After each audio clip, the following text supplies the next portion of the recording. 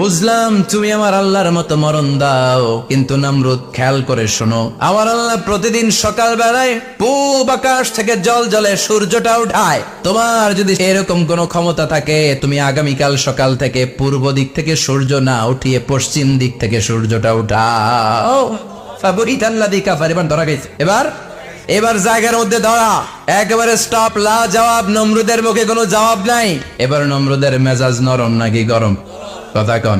গরম মেজাজ নিয়ে কয়, হাররি কো, এটারে আগুনে জ্বালা, এটারে আগুনে ফেল। নমরুদ বুঝে নাই যে আগুনের মালিক কে। বিশাল আগুনের কুণ্ডলি পাকিয়ে সাইয়েদনা ইব্রাহিমকে আগুনের মধ্যে ফেলে দেয়া হলো। হাতের মধ্যে রশি, পায়ের মধ্যে রশি, সারা দেহের মধ্যে রশি পেঁচিয়ে আগুনের কুণ্ডলিতে ফেলে দেয়া হলো। মুহূর্তের মধ্যে আগুনের প্রজ্বলন শক্তি ওই রশিগুলোকে জ্বালিয়ে পুড়িয়ে ছারখার করে দেয়, কিন্তু সাইয়েদনা ইব্রাহিমের দেহের একটা পশমও জ্বালায় না। যে রশি দিয়ে টাইট করে পাচ্ছে, ওনার দেহের সাথে লাগানো টাচ করা রশি, ওই রশি জ্বলে যায়, কিন্তু সাইয়েদনা ইব্রাহিমের পশম জ্বলে না। চিল্লায় পড়েন আল্লাহু আকবার। সাইয়েদনা ইব্রাহিম বসে রইলেন। নমরুদ কয়, আরো আগুন জ্বালা, এলাকার বড় বড় গাছগুলো, তক্তাগুলো কেটে আগুনের কুণ্ডলিতে ফেল। তক্তা লাকড়িগুলো আগুনের কুণ্ডলিতে ফেলা মাত্র দাউ দাউ করে লাকড়িগুলোকে, তক্তাগুলোকে আগুন জ্বালিয়ে দেয়, কিন্তু সাইয়েদনা ইব্রাহিমকে জ্বালায় না। সুবহানাল্লাহ। আগুনের মালিক কে? ওই আল্লাহ আজও আছে না নাই?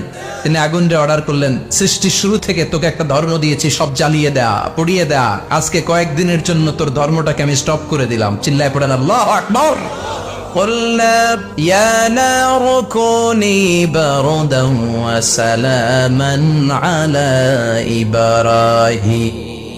আল্লাহ বললেন, আগুন খবরদার, আমার ইব্রাহিমের গায়ের যেন পশম না পুড়ে যায়, কারণ ইব্রাহিমের সন্তান হবে ইসমাইল, আর ওই ইসমাইলের বংশে আমি পাঠাবো আখিরি জামানার পয়গম্বর।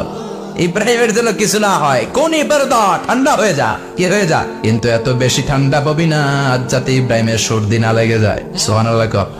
আগুন বলে, আপনি বললেন কোন ইবারদা, ঠান্ডা হ, আবার কোন এত ঠান্ডা হবি না যাতে সর্দি না লাগে, কেমন ঠান্ডা হবো? আল্লাহ বললেন, সালামান আলা ইব্রাহিম, সালাম হয়ে যা, শান্তির গুলবাগিচা হয়ে যা, এয়ার কন্ডিশন, নাতিশীতোষ্ণ হয়ে যা। চিল্লায় পড়েন আল্লাহু আকবার।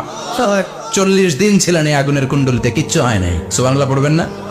শেষ জীবনে উনি ওনার নাতিপুতিদের সাথে গল্পের সময় বলতেন যে আমার জীবনের সবচেয়ে আরামদায়ক সময় কাটিয়েছি আমি ইব্রাহিমের আগুনের, নমরুদের আগুনের কুণ্ডলির ভেতরে থেকে। চিল্লায় এখন সুবহানাল্লাহ। তার মানে পুরো আগুনের কুণ্ডলির গোলবাগিচা বানিয়ে দিয়েছে কে? ওনার জীবনের শ্রেষ্ঠ সময় নাকি এটা? সবচেয়ে আরামসে নাকি কাটিয়েছে এই আগুনের কুণ্ডলির ভেতরে। চিল্লায় পড়েন আল্লাহু আকবার। এবার আল্লাহ ডেকে বলেন, নমরুদ অনেক হয়ে